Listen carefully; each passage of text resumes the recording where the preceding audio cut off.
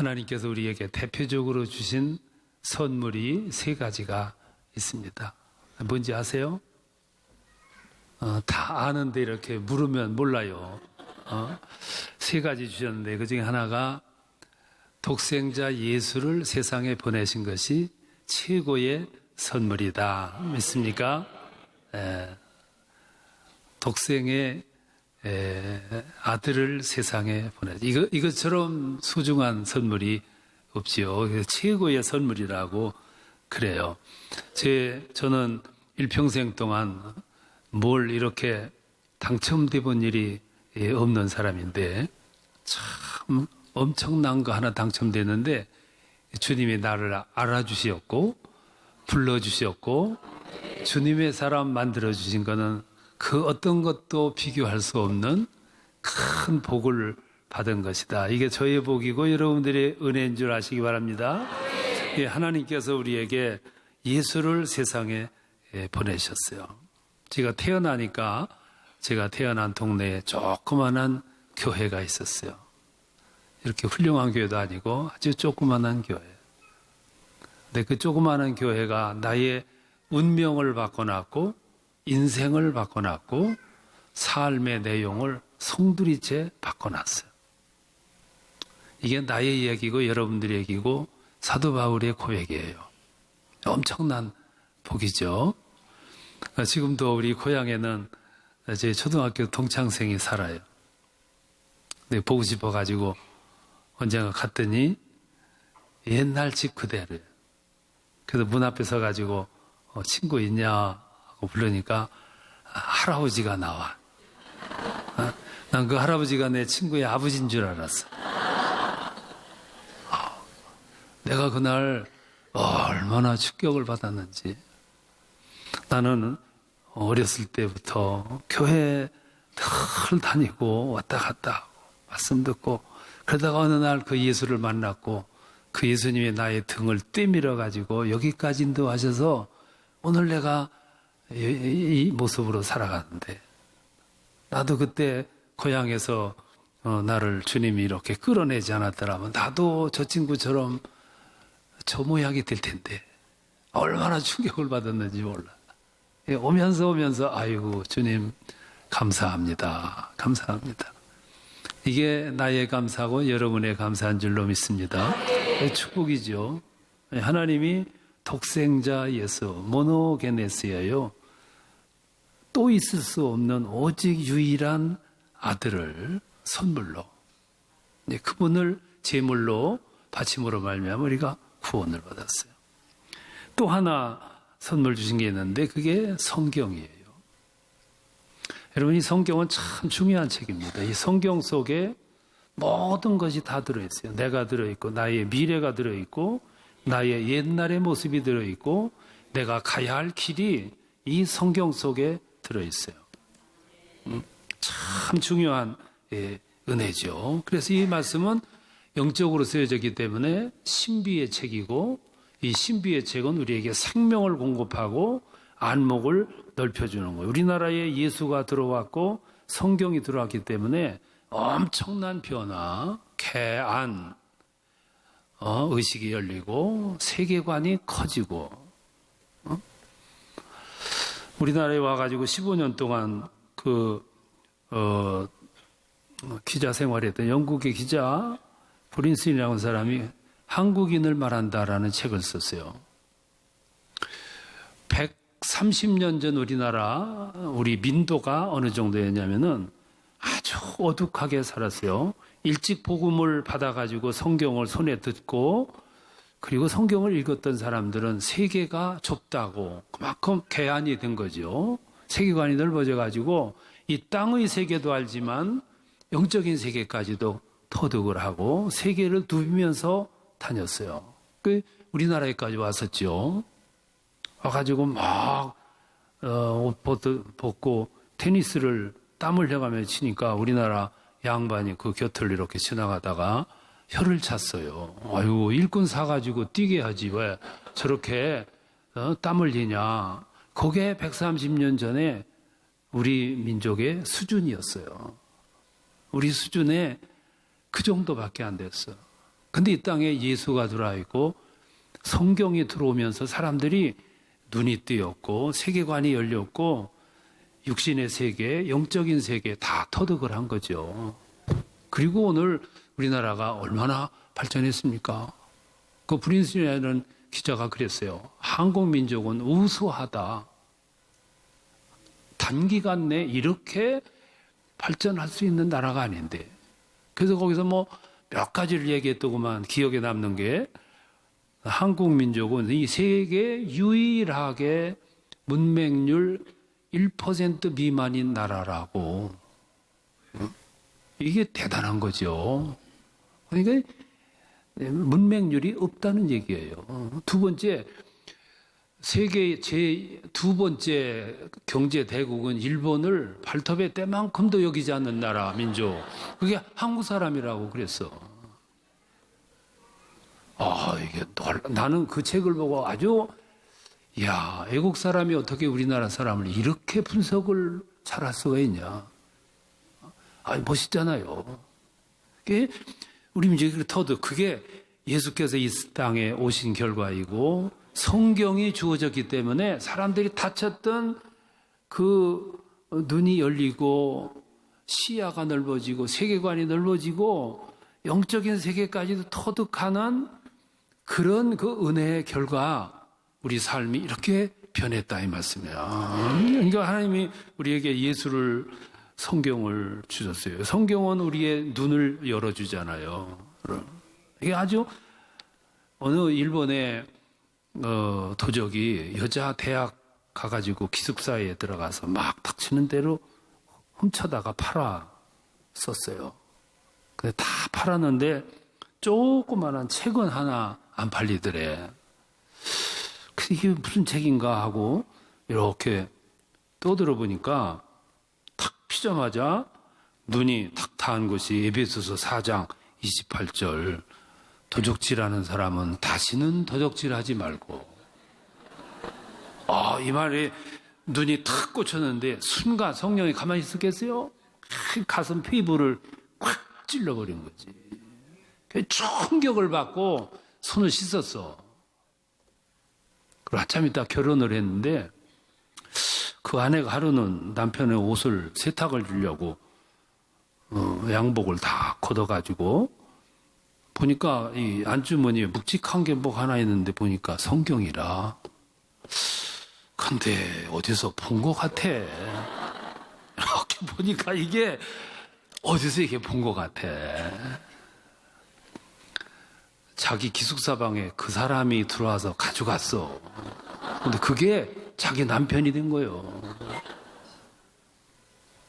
이 세상에는요, 묘한 일들 많아요. 뭐, 이렇게 얘기하자면 한이 없지. 여러분, 빨리 가야 되기 때문에 내가 끝나는데. 예수가 오셨고, 성경이 세상에 오신 게 이게 선물이에요. 또 하나가 뭔지 알아요? 그게 성령 주신 거예요. 그러면, 하나님이 왜 우리를 이렇게 대우하셨을까요?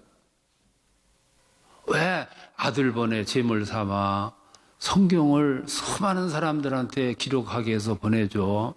성령을 보내셔가지고 우리를 늘 보살피고 보완하게 하고 눈물을 닦아주고 세워주고.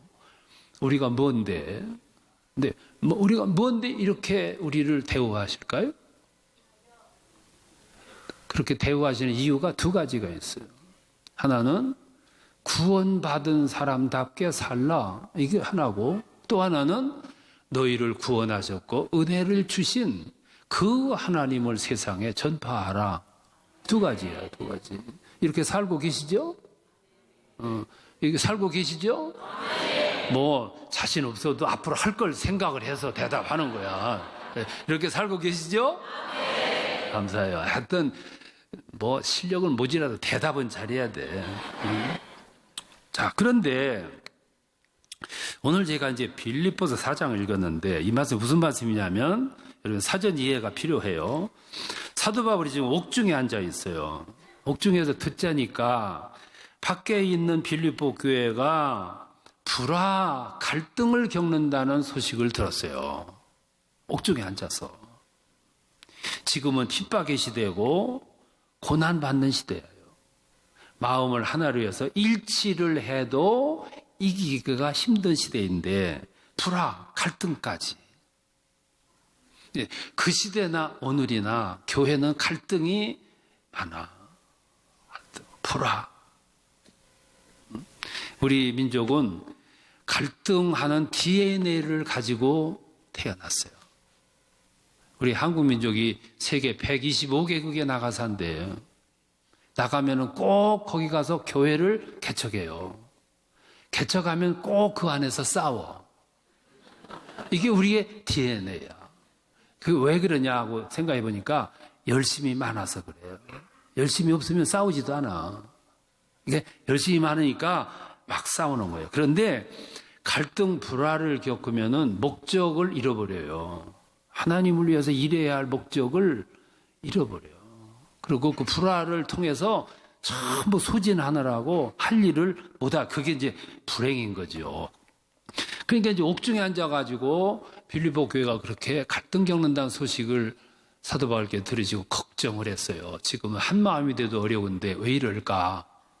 그러다가 편지를 써요. 서신을 쓴 거죠. 이 서신을 써서 빌립보 교회에 보내가지고 해람 형식으로 읽어라. 그래서 써보낸 말씀이 이 읽은 말씀이에요. 여기서 5가지를 당부를 하시는데 오늘 제목을 제가 먼저 할 일이라 그랬는데 그리스도인들에게는 책임이 주어져 있어요. 그 책임이 우리가 먼저 준비해야 할 일이에요. 오늘은 이 5가지를 말씀드리는데 이 5가지가 바로 오늘 저녁에 여러분들에게 주께서 주시는 당부라고 믿고 5가지를 마음에 새기시기 바랍니다. 첫 번째가 뭐냐면 2절에 보면 같은 마음을 품으라 그랬어요. 그 말은 평화를 이루는 사람이 되라 그런 뜻이죠. 그러면 여기 불화를 일으키는데 불화의 주인공이 누구냐면은 2 여인이었어요. 오늘 여성들이 많이 참석할 것 같아서 오늘 본문을 택한 거예요. 빌립보 교회에 갈등 불화를 막 일으켰는데 그 주인공이 2 여인인데 오늘 성경 2절에 보면 그게 유오디아와 순두계라는 여성이었어요. 유오디아는 제1여전도의 회장이었고 순두계는 제2여전도의 회장이었어요. 이 2분이 여성으로서 지도력이 특출했어요. 지도자였어요. 그러면 이 2 지도력을 합해가지고 선용했더라면 빌립보 교회가 얼마나 잘 굴러갔겠어요. 그런데 이 2 여전도 회장이 라이벌이야. 그래서 이 교회 성도들을 반으로 쫙 갈라가지고 4편을 만들었어요. 그리고 1여전도 회장이 뭐 하자 그러면 2여전도 회장이 반대하고 2여전도 회장이 찬성하면 이쪽이 반대하고 그래서 불화, 갈등을 겪었다 이 말씀이에요. 제가 목회를 이제 끝냈는데 교회에 유능한 분들이 문제예요. 유능한 분들은 자기 철학이 있어가지고 무언가를 자기 마음대로 하려고 그래요. 남의 의견을 안 들어요. 그리고 이런 분이 2이 있으면 꼭 2패로 갈라져. 불행해요. 그래서 나는 조금 덜 유능했으면 좋겠다 싶더라고. 유능하고 저러느니 조금 덜 유능하고 합해지는 마음이 있으면 얼마나 좋을까를 생각을 했어요.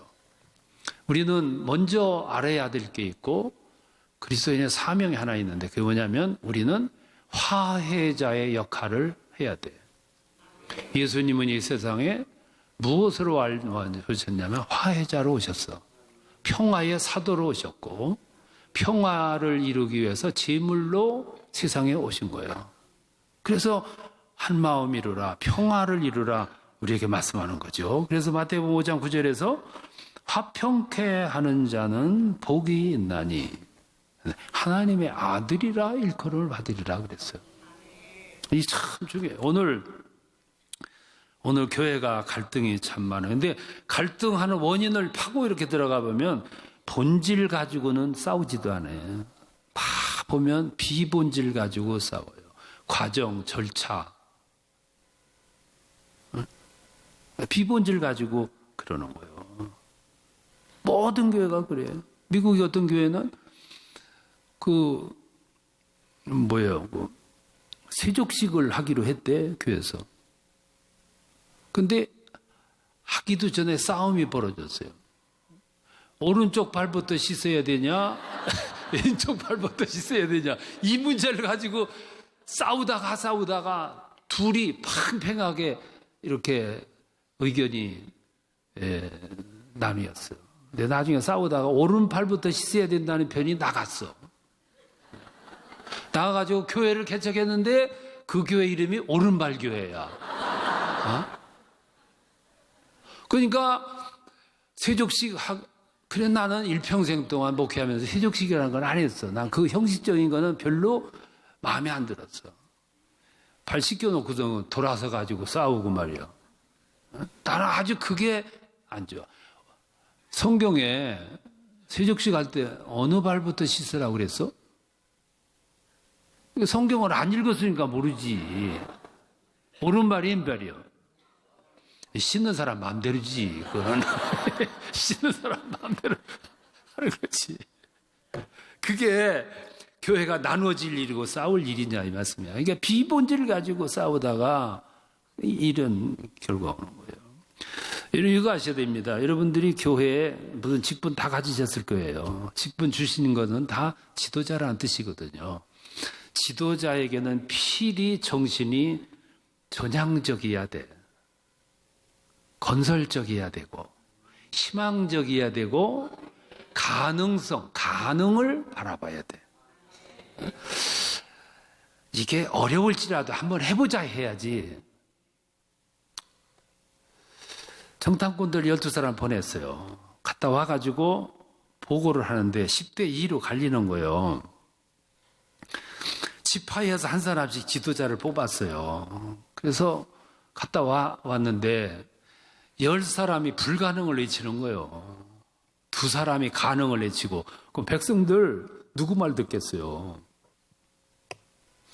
2사람이 불가능 외치고 10사람이 가능 외쳐도 이게 지장이 되는데 10사람이 불가능 외치니까 이 백성들이 정신이 나간 거예요. 그래서 그 밤에 피눈물을 흘려요. 백성들이 절망의 눈물을. 무슨 놈의 지도자들이 그래요. 그 피눈물 나니까 두 사람이 앞에 나서가지고 얼마나 절규를 합니까? 우리에게는 그 땅이 약속 있는 땅이다. 가서 보니까 절과 꿀이 흐르더라. 여기 포도송이를 봐라. 거기서 가져온 거다. 우리에게는 하나님이 계시지 않냐. 하나님이 함께 하시고 약속으로 주어진 땅이다. 그런데도 이미 10사람이 불가능을 외쳤기 때문에 백성들의 손에는 돌이 들려진 거예요. 돌이. 흥분해가지고 누가 이 백성들에게 꿈을 앗아갖고 희망을 앗아가고 그들이 오직 가나안만 들어가면 되는 줄 알고 여기까지 왔는데 누가 그들의 눈에서 눈물을 흘리게 했냐고. 교회 지도자들은 자꾸 뒤에서 수근수근하면 안 돼. 그리고 뭘 하려고 그러면 안 돼부터 해치면은 안 돼. 그래서 평화를 이루라. 이거 얼마나 중요해요. 그래서 공동체를 세우는 사람이 돼야지 허무는 사람이 돼서는 안 돼요. 다 같이 평화를 이루라. 평화의 사람이 되라. 예, 첫 번째고요. 두 번째는 4절에 보면 항상 기뻐하라. 내가 다시 말하노니 기뻐하라 그래요. 기뻐하라고 그랬어요. 그런데 참 성경이 묘해요. 기뻐하라. 그런데 기뻐할 때 기뻐하라 하면 참 쉬운데 기뻐하라 말 전에 부사가 붙어 있어요. 뭐예요? 항상. 그 말은 어떤 경우에도. 그러니까 지금 이런 말씀하시는 때가 지금 어느 때냐면 핍박의 시대예요. 고난의 시대. 지금 밖에 나가서 그냥 돌아다니다가 언제 잡혀갈는지 모르는 그런 때예요. 지금 현실적으로 보면 미래가 암담해요. 언제 우리에게 자유가 주어질는지, 언제 안정스럽게 살는지, 언제나 여러분 현실은 기뻐할 요소가 적어요. 오늘 우리나라 상황을 보세요. 미래가 암담해. 어떻게 보면은 미래가 불길하기도 해. 그래서 언제나 현실은 기뻐하라 이거 잘 안 맞아요. 그럼에도 불구하고 성경은 범사, 항상 엔판티라는 말이에요. 어느 경우든지 기뻐해라. 기독교인들에게 주어진 명령이 있다면 바로 이거예요. 항상 어떤 경우에든지 어떤 처지에든 기뻐해라. 왜 그랬냐면 기뻐하지 않아도 별 수 없고, 이게 첫 번째예요.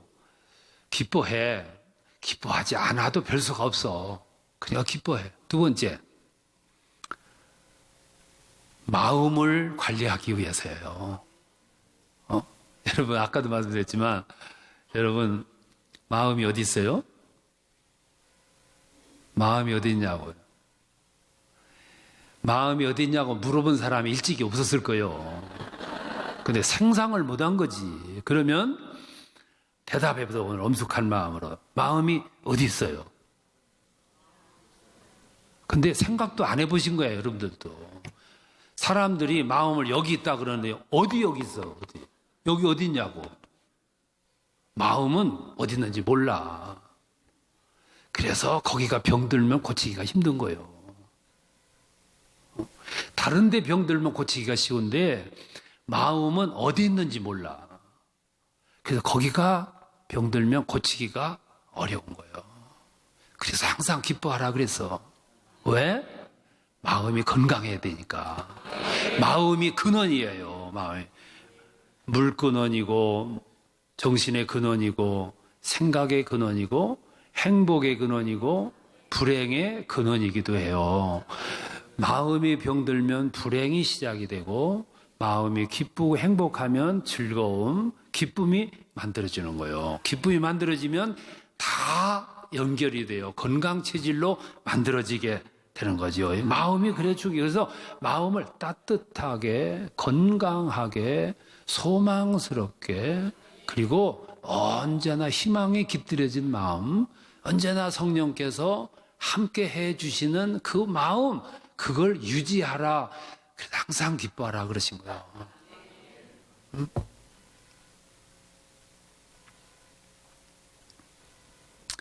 인생의 최고의 약을 감사라 그러고 기쁨이라고 그러고 웃음이라 그래요. 일반에서도 그렇게 말해요. 웃음은 효과가 굉장히 커요. 억지로 웃는 것도 효과가 있대. 오늘 억지로라도 웃으세요. 그렇게 곤란 얼굴로 앉아있지 말고 웃으세요. 스탠퍼드 대학에서 연구를 했는데 1분 동안 신나게 웃으면 이틀 장수한대. 난 그냥 얘기하는 것 뿐이니까 뭐 알아서 하시고 5분간 웃으면 500만 원어치 삶의 활력소가 나온대. 5분간만 웃으면. 그것도 혼자가 아니고 TV보다 혼자 앉아서 웃지 말고 같이 더불어 함께 웃으면 이게 30배가 더 큰데 효과가. 문제를 푸는 방법 가운데 하나가 관용이에요. 자, 용서하라, 관용해라. 그러면 누구를 위해서 관용하라고? 이건 아주 중요한 문제예요. 누구를 위해서 용서하고 관용하라고? 자기를 위해서요. 우리 마포 지역에서 살인사건이 있었어요. 강도가 들어왔어. 와서 물건이 없으면 그냥 갈 것이지. 할머니 죽였어. 아내 죽였어. 어린 아이를 죽였어. 하루에 가족 3사람을 잃었어요. 이 가장이 자다가 벌떡 일어나고 잠을 못 자는 거예요. 음식을 못 먹는 거예요. 그리고 지옥이야. 삶이 지옥이고 하루하루를 견딜 수가 없어. 이 강도 이놈 만나기만 하면 그냥 이렇게 죽이고 싶어. 증오. 그러니까 밤을 꼬박꼬박 샜어요. 그러다가 어느 순간 용서하자 그랬어요. 누구 때문에? 왜 용서하려고 그러냐면 내가 살기 위해서. 내가 잠을 자고 내가 음식을 먹고 내가 마음이 평안해지기 위해서. 나를 위해서. 용서할 일이요 그게? 근데 용서했어요. 나를 위해서. 그러니까 내가 하려고 하면 성령께서 도우셔. 그게 성령의 역사라 이 말씀이에요. 나는 부족하지만 성령께서 우리의 부족한 부분을 메꿔주시오. 그걸 격려하시고 할 수 있도록 밀어주시는 거예요. 그분에게 위탁하기만 하면 그 성령은 여러분들을 아주 뜨겁게, 아주 진지하게, 아주 강력한 힘으로 다가오셔서 여러분 밀어주실 줄로 믿습니다. 그게 우리의 의존하는 생활이죠. 네 번째는 중심을 유지하라 그랬어요. 1절에 보면 이와 같이 주 안에 서라 그랬는데 왜 서야 하느냐면 3장 20절에 보면 우리의 시민권은 하늘에 있는지라 그랬어요. 지역애들 절묘한 말씀이에요. 지금이 핍박시대라 그랬어요. 그래서 여기저기서 믿음이 약한 신앙인들이 포기했어요. 개종한 사람들은 옛날로 돌아갔어. 믿음이 약한 사람들은 포기하고 항복했어요. 옥중에 앉아서 이 소식을 들어. 그때 사도 바울께서 너희가 포기할 수 없는 이유가 있다. 그게 뭐냐 하면 우리의 시민권은 하늘에 있는지라. 이걸 어떻게 포기하냐 이 말씀이야. 오늘 조금 어렵다고 힘들다고 살기가 곤비하다고 어떻게 우리의 시민권은 하늘에 있는데 그걸 포기하고 버릴 수 있냐 이 말씀이야. 그 말은 무슨 말이냐면 너희는 하늘에 속한 사람들이야. 하나님의 자녀들이야. 정신 차려. 너희들은 서야 할 사람들이야. 그렇습니다.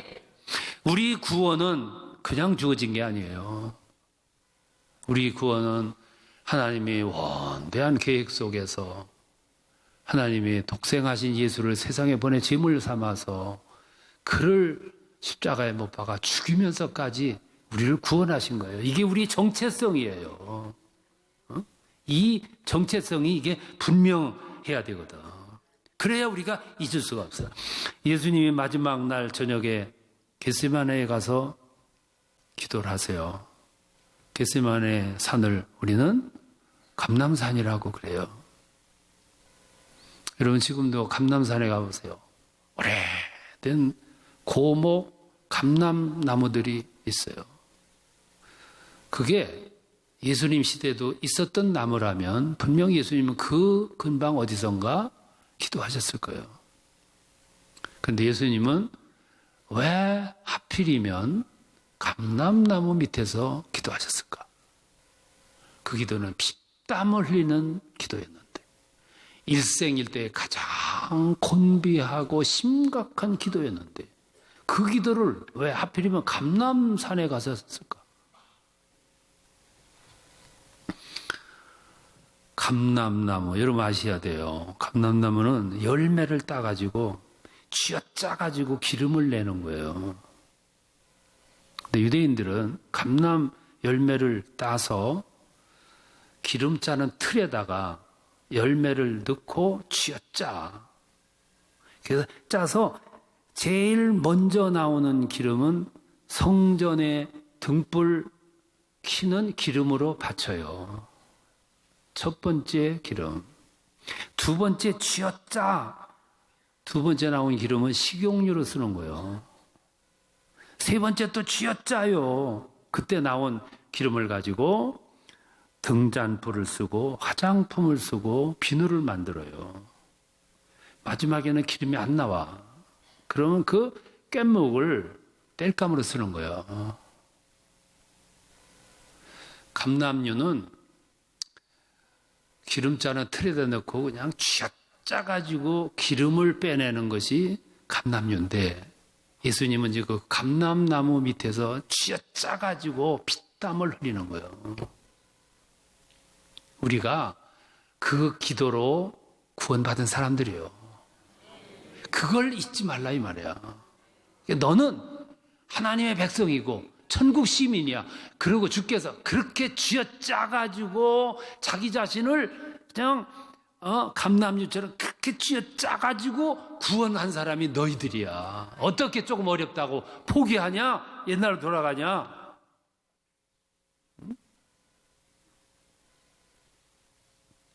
그러니까 당시 그리스도인들이 막 넘어지는 거예요. 넘어지니까 너희 시민권들은 하늘에 있는지라. 오늘 우리 그리스도인들이요, 중심이 있어야 돼요. 중심이 없어, 중심이.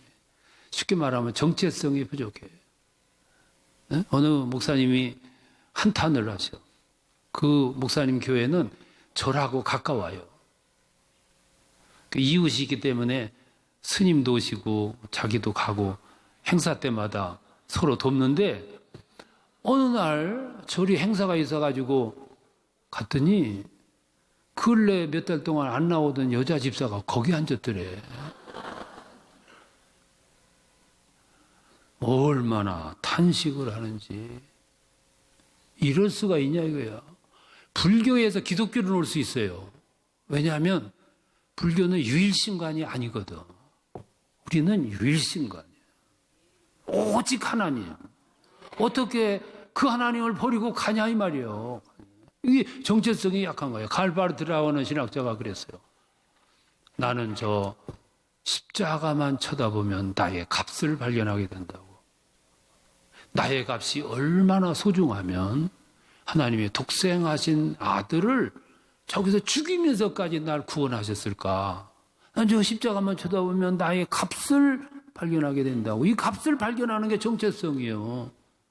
그 뒤로는 어떤 것과도 바꿀 수 없는 힘, 권위가 생기는 거지, 권위가. 정체성을 잃어버리면 안 돼요. 유대인들은 1988년도 우리나라 올림픽에 와가지고 안식일 날 계획된 경기 다 포기했어. 메달을 딸 수 있는 가능성이 있는 경기가 짜여져 있어도 포기했어. 안식일은 유대인들의 생명이에요, 생명.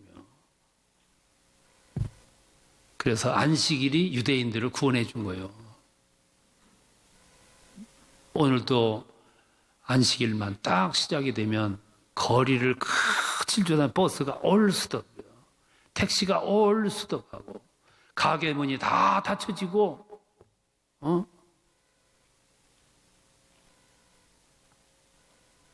그게 그들의 생명이에요. 오늘 젊은이들까지도 핸드폰도 닫혀지고 컴퓨터도 닫혀지고, 그리고 이스라엘은 정막의 고요한 시간이 흘러. 우리는 너무 소란해. 고요한 시간이 없어요. 공부하던 학생들도 딱 안식이 시작되면 덮어. 그래도 세계의 유수한 대학에 들어가는 아이들은 그 아이들이야. 우리는 하루 주일날 와서 예배 드리면 뭐 큰일 나는 줄 알고 입시생들에게 대학에 붙고 가서 예배 드려야 영광이지. 그러니까 될 것도 안 되고 우리가 지금 이렇게 사는 거예요. 그러니까 조금 어려운 일이 있으면 우리 인생이 막 흔들려. 흔들림의 폭이 커지는 거예요. 왜냐하면 영적 무게가 약하기 때문에 세파가 흔들리면 막 흔들리는 거예요. 빈배는 흔들림이 큰 거예요. 저 산꼭대기에 있는 바위는 풍상을 그렇게 겪어도 언제나 그 자리에 듬직하게 서 있어. 무게 때문에. 무게가 있어, 무게가 영적인 실력이 갖춰져야 세파가 막 흔들려도 요동치 않는 거예요. 그게 영적인 실력이라고요.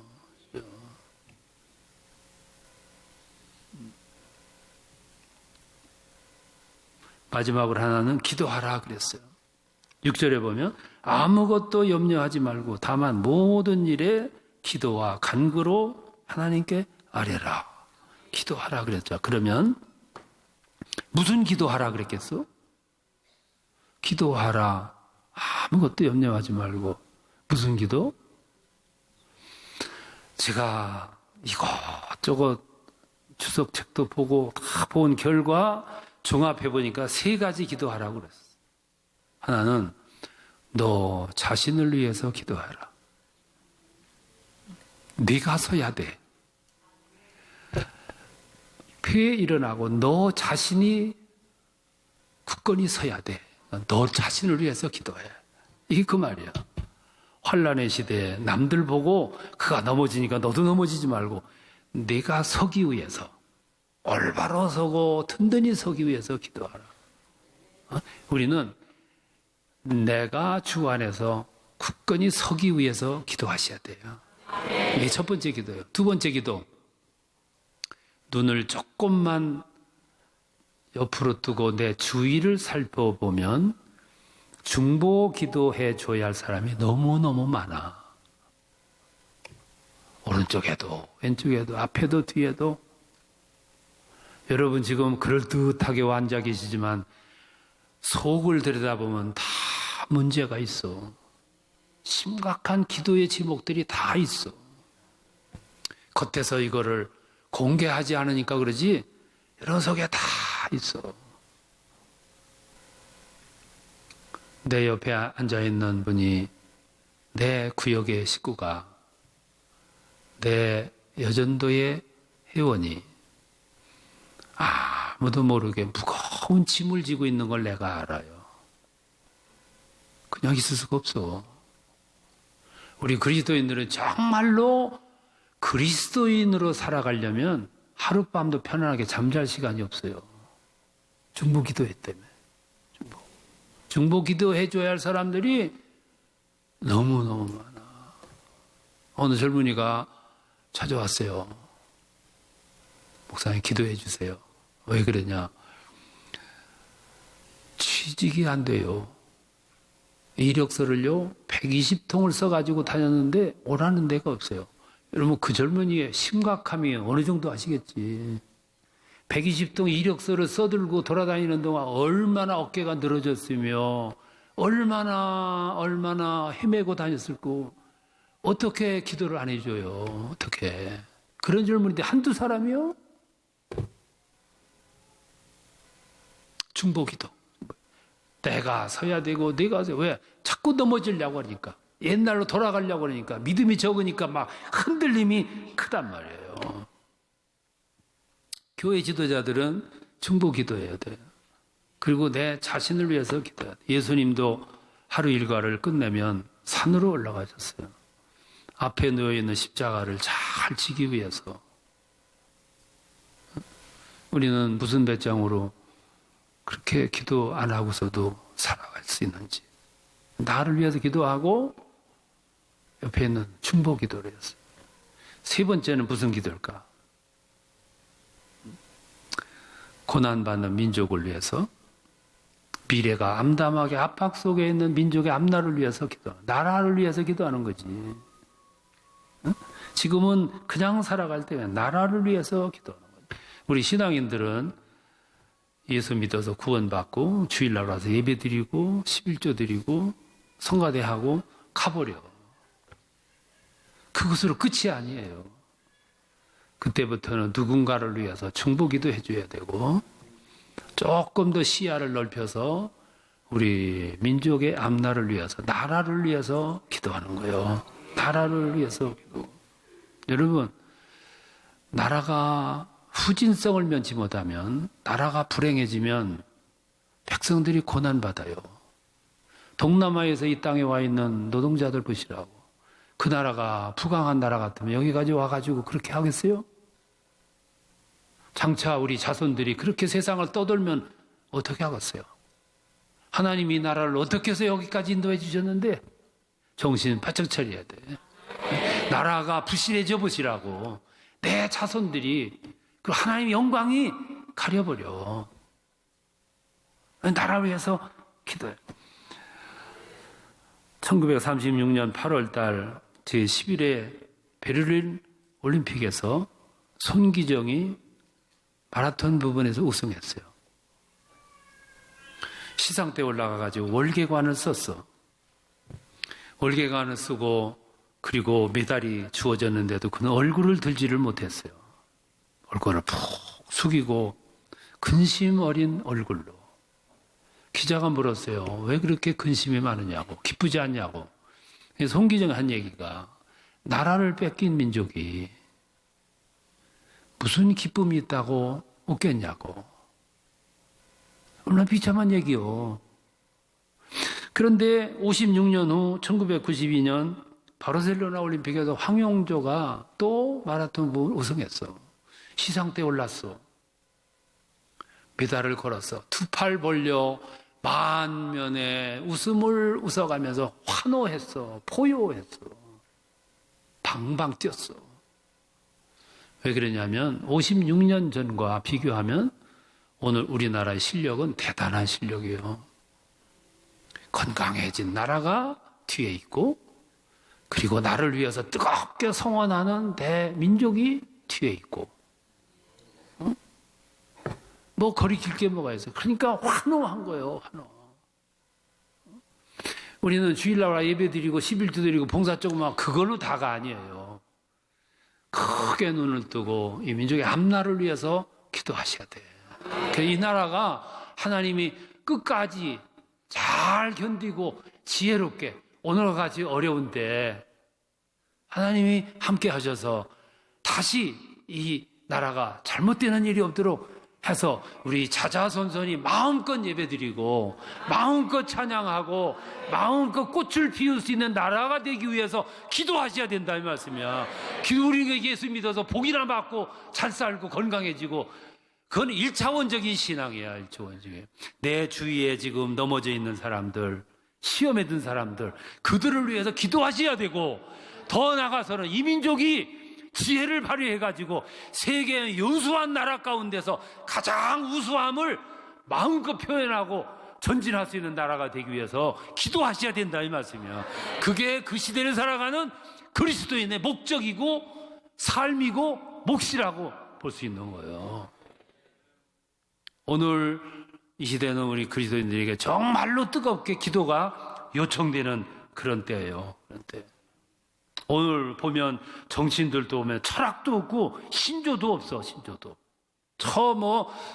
성중가 어디에다가 사들을 배치한다고 그게 전체적으로 얼마나 위협적인지는 모르는데 지금 북한에 저러니까 어디든지 무언가는 해야 되지 않겠어. 그 지역이 제일 좋은 곳이 성주래. 성주는 대구 바로 옆이야.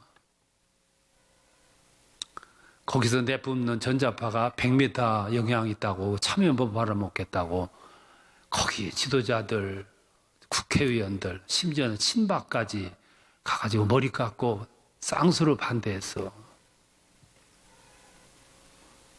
거기서 성주 산성까지는 3.5km에다가 꼭대기까지 올라가는 2km야.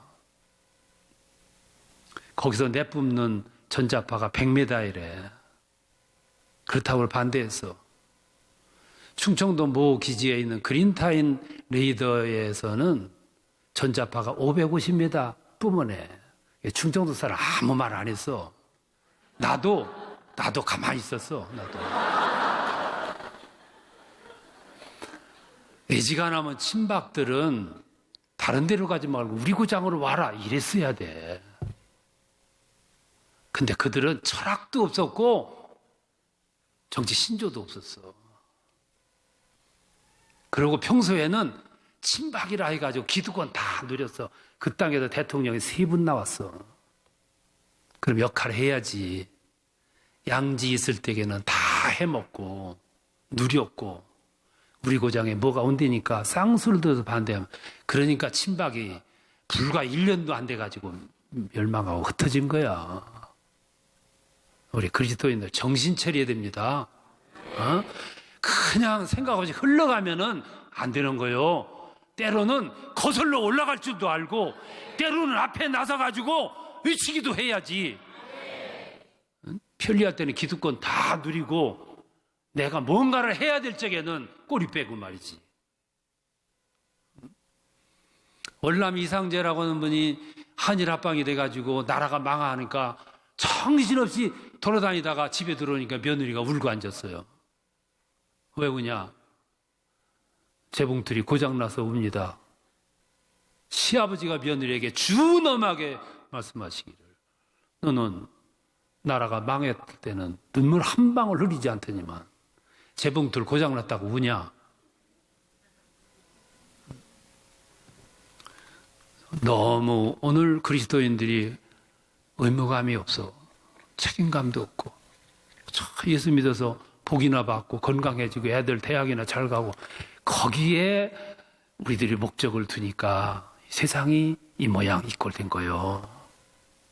오늘 딱 5분간만 기도할지라도 여러분 뜨겁게 기도해서, 여러분 기도가 성령의 손에 담겨져 가지고 올려져서 우리 하나님께서 다 들으시는, 다 응답하시는, 소중한 기도로 응답하시는 그런 축복의 밤이 되시기 바랍니다. 그리고 여러분 인생 가운데 오늘 이 저녁이 가장 심각하게 기도해 본 그런 저녁이 될 수 있기를 바랍니다.